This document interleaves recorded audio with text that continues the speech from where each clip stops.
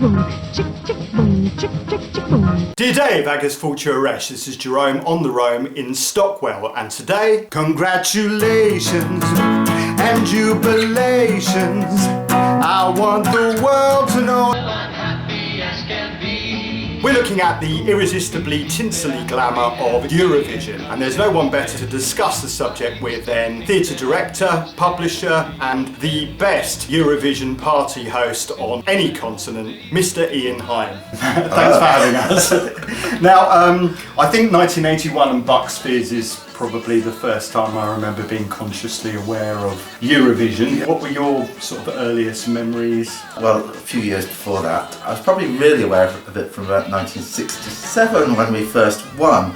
We weren't actually living in the country at that point, but my mother was from Derry and knew Phil Coulter, who wrote Puppet on the String, which did win, and congratulations the following year. But we came back to the UK in 1971. So that was the first one I really kind of watched, where our UK entry was Clover Rogers and Jack in the Box. But the first one I really remember was 1972, which was held in Edinburgh, and it was won by Luxembourg, Vicky Leandros, Après Toi, that strange Eurovision thing of a Greek singer singing in French for a different country. And our entry was the New Seekers, Beg, Steal or Borrow, which was really, I think it came second, didn't it? It came second, as we always seem to do. I think we've managed it 16 times. That's right. Basically, yeah. So yeah, always bridesmaid. I mean, we've won it 5 times. You mentioned Sandy Shaw, Puppet on the String, which is probably one of my favourites, I think.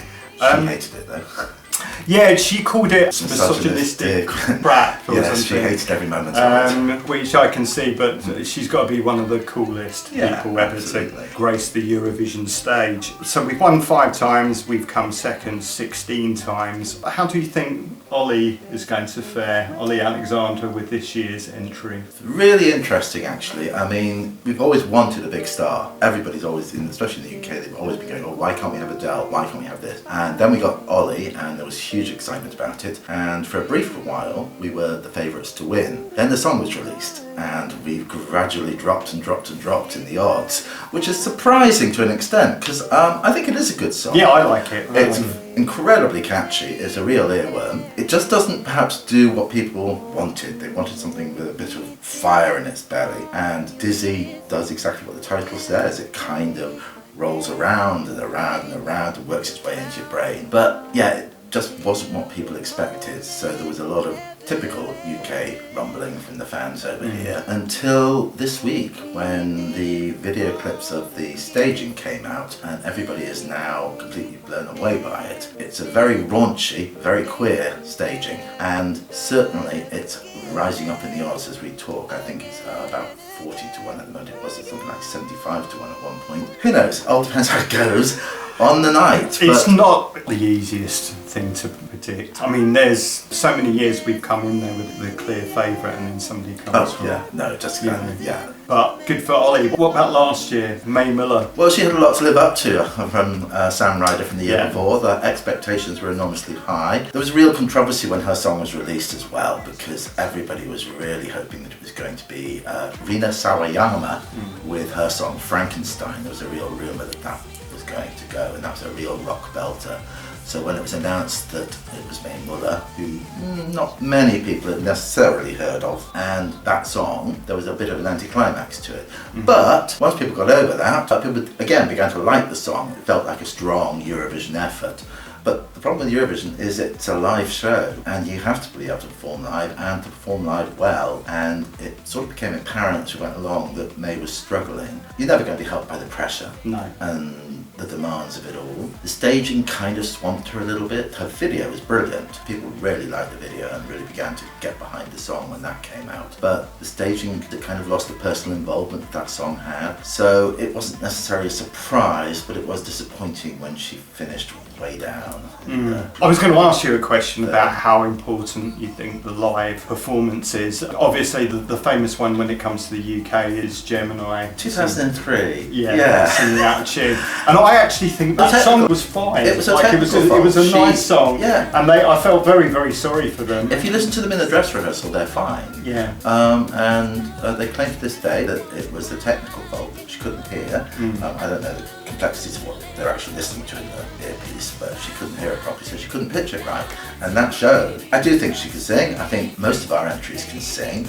Unfortunately, over the last few years, quite a long time, we've been saddled with not terribly good songs, necessarily. There's songs that I like. There's some insane but, choices, isn't there? I think Engelbert Humperdinck was one of the most bizarre. It was that we went through a very strange period then of wanting to have a big name, but of course the younger big names wouldn't touch it with a barge pole at that point. So we're going back to people that had been successful 30 years ago. The song itself, I can still remember it. A gentle ballad that wouldn't make much impact whoever was singing it. But yeah, Engelbert was well past his heyday by then, so his massive fan club from 30 years ago weren't going to vote for it. So again, we were way down the bottom. And 4 years ago we had an intruder on stage. Lovely Suri, Storm. That's actually a song I like, and she is a I thought it was favourite. I actually thought it was really good. I think she was so angry at what had happened, and she picked that microphone up really quickly and got on with the song, and the whole level of it lifted. She was ferocious, and the crowd really got behind her. She was great, but yet again, we kind of just didn't tap into what the rest of Europe is looking for, basically. Our approach has always been a bit behind until more recently. So, our fiver today, you're going to pick your favourite Eurovision memories for us. Yeah, well, I did a little bit of research, and I think it would take 72 hours to listen to every song that had ever been entered into the competition. Yeah. So there's a lot of them. There are moments in Eurovision that people forget about but stick out in your mind. I remember the year, I think it was Amani. Where Are You Now? Where Are You Now? And she came second. I think it might have been the year after Katrina and the Waves. It was, and she was beaten into second place by Dana International, of course, who had so much publicity behind her. But then, Dana International is the icon. Everybody's going to remember her from that year. But poor old, she has an unfortunate year. Just a bad year for her, basically. Second place, good points, good place, but yeah. And it was a good song. It was a very good song, one of my favourites. Much better than Katrina and the Waves, I would say. Controversial. I've never liked. I actually prefer, out of the 5 UK victories. You're not gonna say Making Your Mind Up. Oh no, it's pop. It's Sam. You can't. Sandy, sure, but I would say it's the worst. Oh no, Lulu was quite terrible. Boom Bang Bang. Yes. Although in fact, the more I think about it, it doesn't look as bad. This is the thing, though. Everybody remembers these UK entries. They even remember UK entries that didn't do very well at all. And sometimes it's hard to recall what song actually won that particular year. So we do have a habit of standing out, not always for the right reason. So let's launch into the fiver. So what do you have for us at your number 5? Well, I've gone for what in some ways for me was the most successful song. It's the only one that I've ever won big on. It was 2007. It was Molitvar by Maria Selifovic from Serbia. It was the first time that Serbia had actually entered the competition as an independent country. They weren't the favourites. I think the favourites that year were Ukraine with Dancing Lasha Tumbai, which is still a very, very big favourite. She's a Ukrainian drag queen, Verka Zuchka, I think. And very memorable, very visual, great song, still gets played all the time, but it lost. And the minute I heard Molitvar, I kind of thought, yeah, this is the winner. It's the first of a series of kind of big Balkan ballads that kind of dominated then from about 95, 96 through for probably about another 10 years. It was the first time that the contest was really dominated by the Eastern European countries, which began quite a backlash, certainly over here, about how political it all was, how unfair it was. It had the politicians further to the right complaining that we should withdraw because it was no longer fair, all of which of course ignores the fact that generally, and it is always the case, and I will always say it's the case, the best song wins. And it's simply that over quite a long period, other countries have had a much greater desire to win than we have. We've been a culprit of going along and kind of thinking, well, this is good enough, we're the UK, we're the best, we'll win. It's taken us a long time to realise that that isn't the case and it requires more effort. The thing about Molitvar as well is I love the fact that at the national final she won it despite quite a lot of abuse from her own country. She was a member of the Roma community. There were questions about her sexuality, but in the national final she sings it very plainly dressed, t-shirt, trousers, whatever, and with traditional dancers behind her. It was a very kind. I remember she had 5 Oh, yeah. other vocalists. Oh no, in the actual final it changed completely. She made a statement. She didn't actually officially come out till 2014, but you only have to watch that song to know that it's a gay anthem. I mean, the song is called Prayer, so it kind of worked also towards sort of nationalistic further than and religious overtones, but actually it's more like Madonna's, like a prayer. It's a passion for love and for forbidden love basically, and asking for help to achieve that. And she really makes that statement in the actual final performance with her backing singers who are all dressed in black suits and they've got Farrah Fawcett flicks and red lipstick. It's a very lesbian statement, and it really grabbed people's attention. But in the end, what grabs people most is that it is a great song, it's a great melody, it's rooted in Serbian musical culture, and she sings it fantastically. This year, Natasha and I are coming to your party Yes. representing Ireland, Bambi Thug. and proved quite surprisingly controversial about her. There. Yeah, but this is it. I mean, It's an astonishing entry from Ireland. I mean, Ireland have failed to qualify since 2015, I think was the last time. They've sent safe, quite dull songs, one or two of which I've liked. So they've had a terrible track run from being the most successful country in Eurovision with 7 wins. They've become one of the least successful. So it's a real shock to find in this year's national final, not just Bambi Thug, but a few other songs as well, which were really on the edge of what would have been normally thought of as a Eurovision song. Doomsday Blues is right out there. Yeah. She is certainly making a statement. Is going. I keep saying They, she. yeah, They. yeah. They are making a statement and really making it strongly. Critics were describing the composition as a dog's breakfast, which speaks of that kind of mainstream demand that let's not embrace something different. Let's do something different, and this is certainly different. It has an element of it which is very in your face if you're not used to it. She apparently has gone to Malmo with a green vocal coach to make sure that her voice and her throat can maintain it. Some people say it's a lot of screaming. I think it's quite theatrical and really passionate. But she does a very clever thing with the chorus, or reverting to a very melodic, almost jazzy 1920s style. And you wouldn't think as a mashup it would work together, but it really does. I think it's great to see that coming out of Ireland. Exactly. Ireland's moving on. Every country should move on in the same way. And the thing I love about Eurovision is this ability to actually go, hey, we're all different, and to embrace that difference. And that's certainly happening this year. I think it is probably the most representative, gender fluid competition that we'll ever have seen. I think Eurovision is becoming more relevant as the Well, years go on. You know, the way it was dismissed in the past was correct, particularly in the 1960s and so on. But well, it's interesting in your intro to... how you refer to it as glitter and glamour. That has now changed. I mean, it was camp, it was high camp, but then that was possibly for a long time the only way of expressing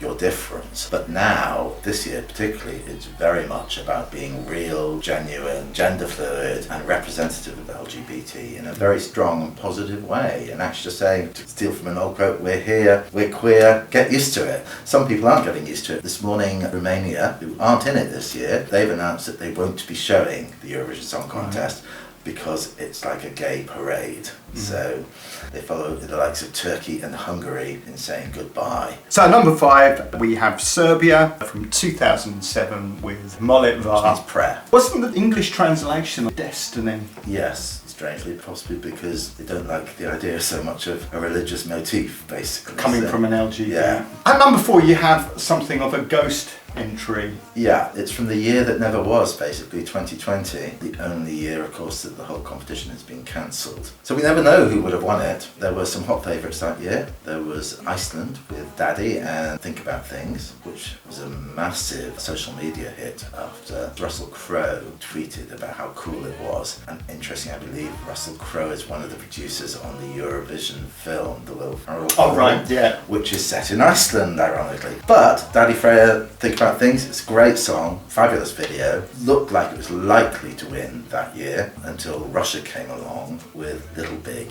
and Uno Ever. Incredibly catchy, possibly would have won, but I think up high in both the jury vote and the televote, which is the way you have to win, was Italy Italy's entry, Fai Rumore, sung by Diodato. Italy rejoined the competition after a 13-year break in 2011. They weren't very happy with the way Eurovision had gone, and so they didn't want to be part of it. Italy has its own music competition, Sanremo Festival, which actually is older than Eurovision. Sanremo started in 1951 and it's still going now. In fact, the Eurovision entry for Italy usually comes from Sanremo. Whoever wins the Sanremo Festival is offered the opportunity to represent Italy in Eurovision. They don't have to, but most of them have done so since 2011, which is why they've had a really high standard since they joined again. And in 2020, that was won by Diodato with Fai Rumore. There's something about this song that just grabs you from the moment you hear it, the way it builds. It's very, very Italian. It's sung with real passion. The title of it is Making Noise, and it had a powerful effect in Italy during COVID and lockdown, in that people began to sing it on their balconies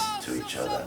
And one of the lines reads something like, "I can't stand the silence between us." So that song was massive in Italy, huge. Most of the Italian entries are always massive in Italy. They have massive viewings on YouTube and everything like that. A lot of that is coming from the Italian people. Really had its finger on the pulse with how people were feeling at the time. And whether that would have carried through if none of that had happened and the competition had gone ahead as usual, I can't say, and no one will ever know who would have won, but I'd have happily put a bet on Italy for that year as the dark horse. It's a beautiful song. British audiences are a backwater when it comes to what European countries are listening to. We have over the years had quite a lot of hits that come from Europe, but we never really make that connection because they're singing in English. But it's nice to see, particularly since 2021 and Måneskin won it for Italy, that Eurovision songs are finally heading back into the charts. I think last year the top 3, top 4 even possibly top 5, all made it into the British charts, with Loreen, Tattoo and A Carrier and Cha Cha Cha being huge hits over here.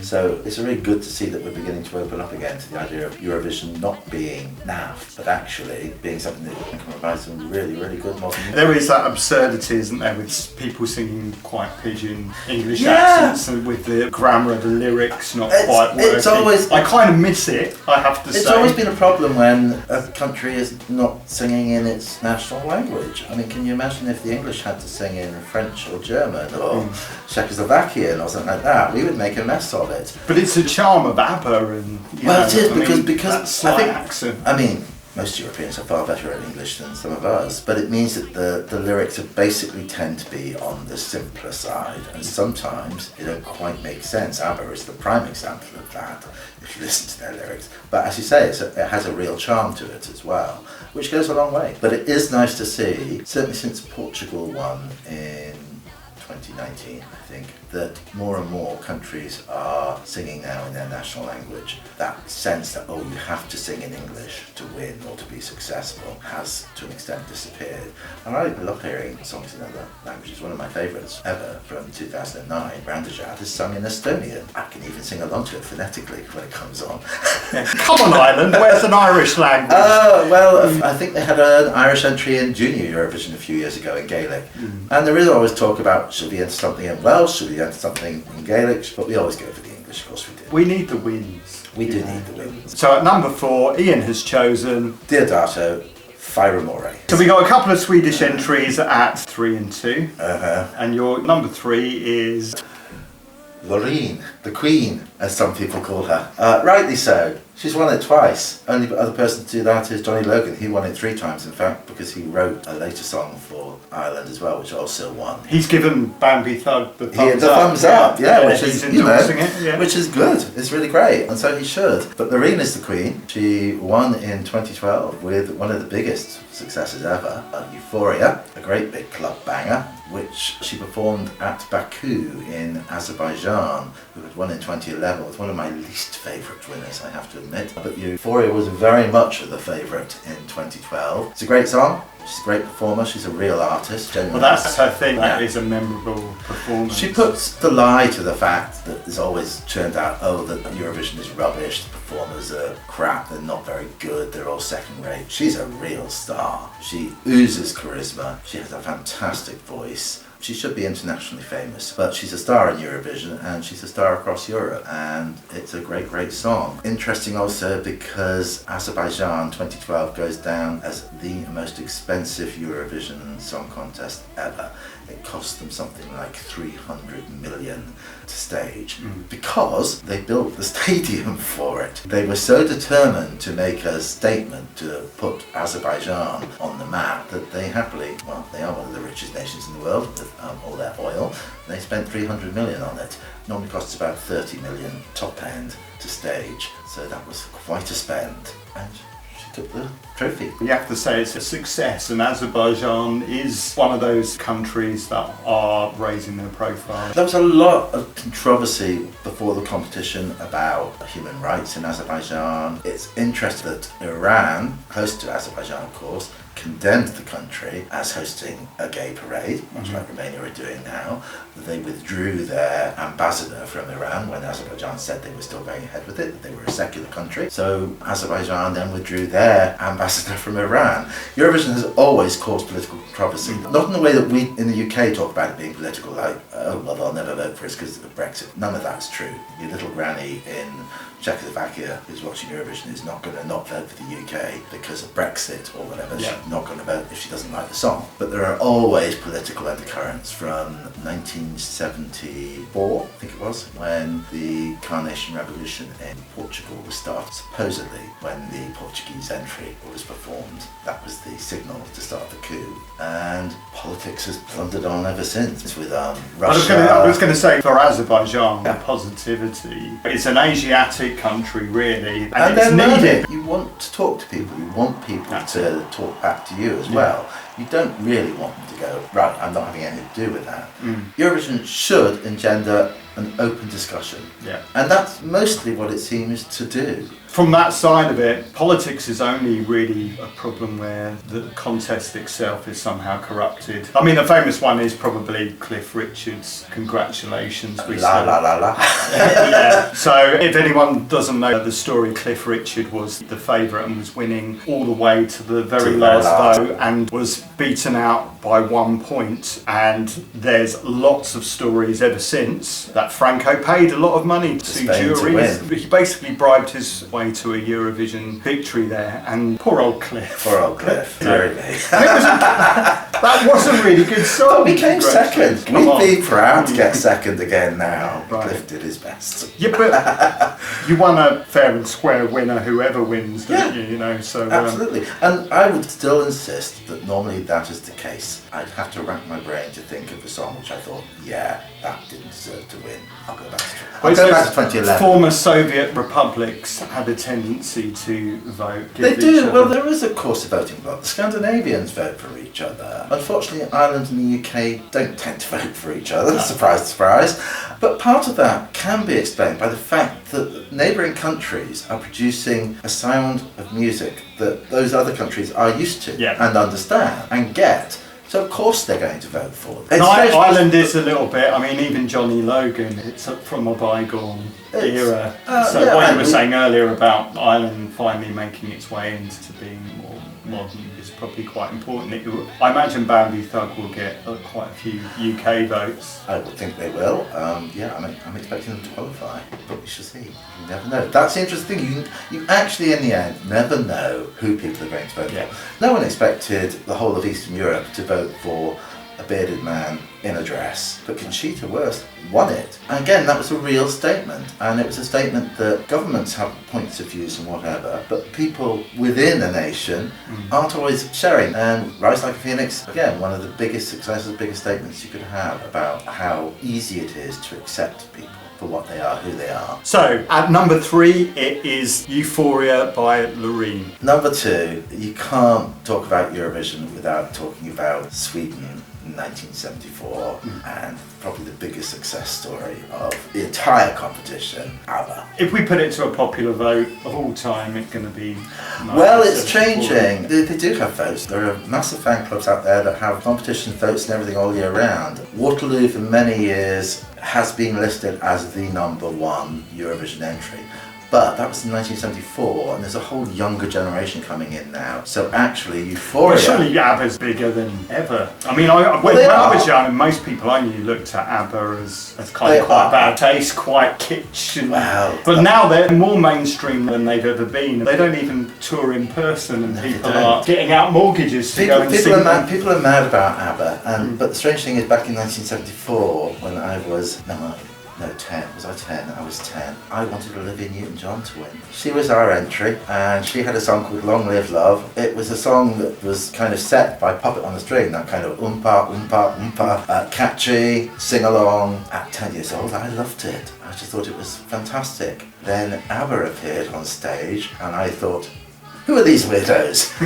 Right. They looked so strange, even though glam rock and everything had been going for years, but I was It was a weird take on glam. Yeah. I mean, they're an odd-looking quartet of people. There's something sort of eternally middle-aged. Well, they've always been famous for their style and fashion sense, shall we say, and that showed from the moment they first appeared. You certainly wouldn't forget them, but I will be quite honest and say I did not like Waterloo when it won. I was not happy. It took me another year before I really began to get them.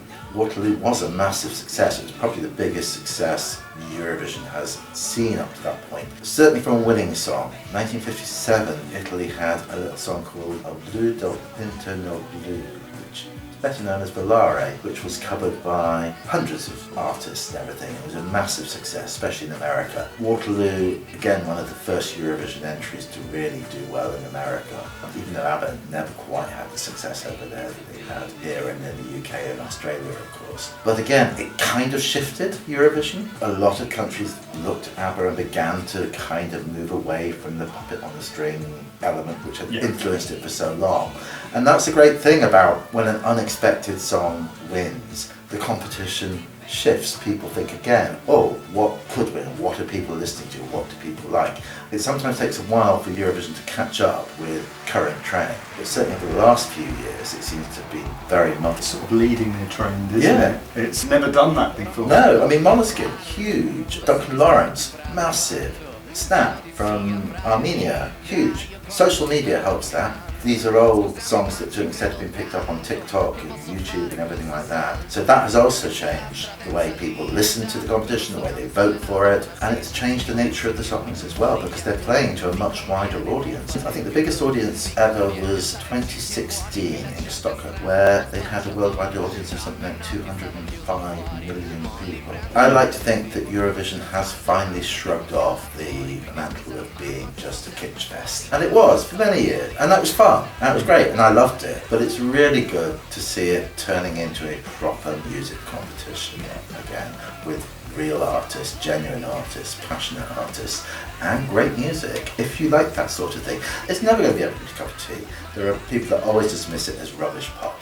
Making it a celebration is very important. I think this phenomena of Eurovision parties, it's really good. We don't celebrate St. George's Day, but wait a week or two and you have Eurovision. Yeah, it does bring people together. And I love the fact that songs can be divisive. My hot favourite this year is Norway and Goat singing Ulveham, which is a Norwegian folk rock entry. It's based on a medieval poem. It's about werewolves and blood and wicked stepmothers. It's like a dark fairy tale. It's very Norwegian.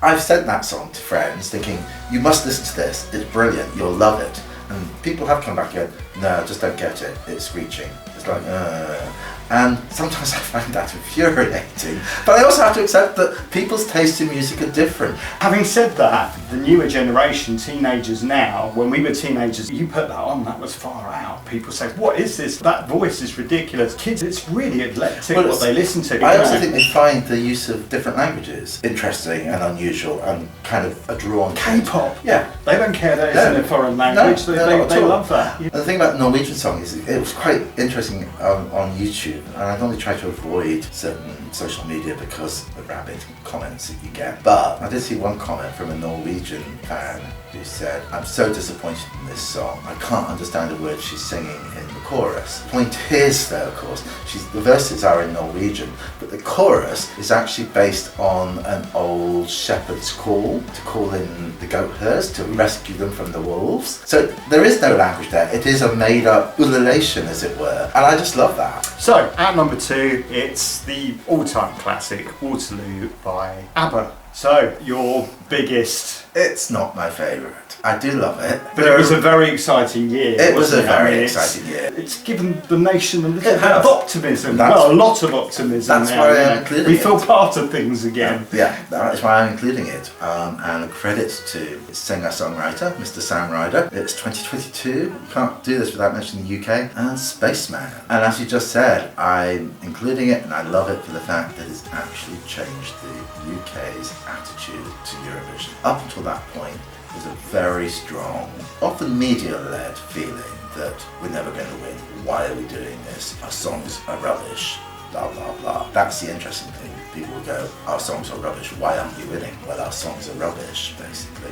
You know, most of our entries over the last 20 years haven't entered the UK charts. Other countries, their songs are in the charts, often number 1 for weeks before the actual competition. Ours struggled to get into the top 100. Sam Ryder subtly, diplomatically, charmingly changed all that. Nobody had heard of him. He wasn't a big star to most of the country before we went. I remember Natasha talked about him being a TikTok. Well, apparently he was the number 1 UK artist on TikTok in 2020 during lockdown. He did cover versions of various songs and he got attention from various big stars because he has an amazing voice. And he's surprisingly musically accomplished. I mean, he's a really good guitar player.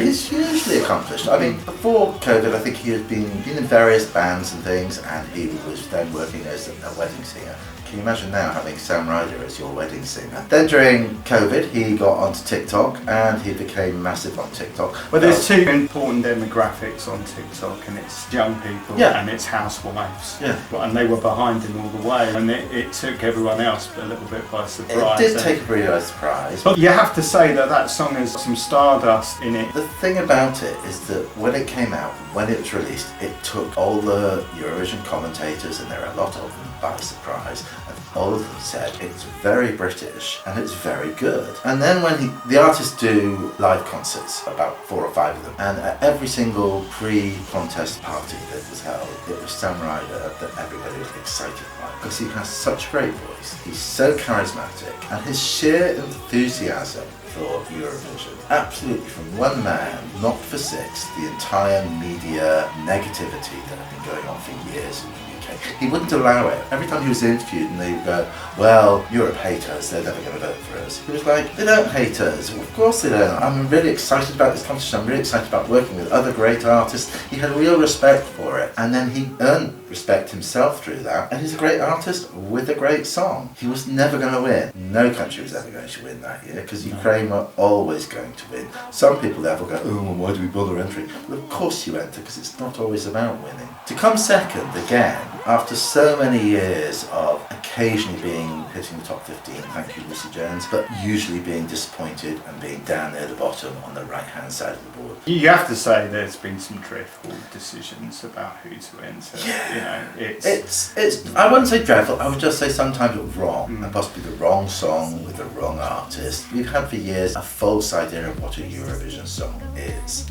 And it's strange because Ollie is this year getting stick for not writing a Eurovision song, but writing a radio-friendly song. Good for him. Yeah. That's important to him, to have a radio-friendly... It's as if the radio doesn't exist. Yeah. And this is where British audiences, British media is taken by surprise, because there are songs that are massive radio hits across Europe, and they come in as strong favourites. Everyone wants to vote for them, and lo and behold, they end up in the top spaces. And it has changed again since Sam and Spaceman, that actually in the build-up to the competition, BBC Radio 2 and Radio 1, Radio 1 always used to ignore the competition entirely, but now on both of those major national channels, you can hear the other entries. You can hear the entry from France, from Poland, from Croatia this year, which is a hot fan favourite.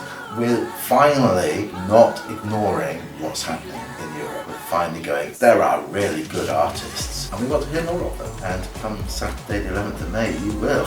So, at number 1, we have Sam Ryder with Spaceman. Ian, thank you so much. Okay. And hopefully we can catch up again. And I can't wait to see you in Natasha's Island.